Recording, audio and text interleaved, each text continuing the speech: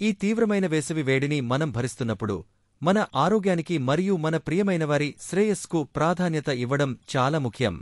Thums Up, Coca Cola మరియు Pepsi వంటి cool drinks అని పిలవబడే వాటికి దూరంగా ఉండాలని నేను మిమ్మల్ని కోరుతున్నాను.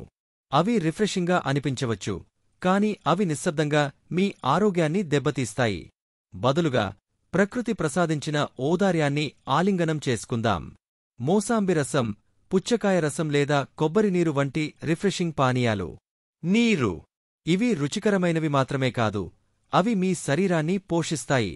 మీరు చెరకు రసం తాగాలని ఆలోచిస్తుంటే అదనపు ఆరోగ్య ప్రోత్సాహం కోసం అల్లం మరియు నిమ్మకాయను జోడించడం గుర్తుంచుకోండి.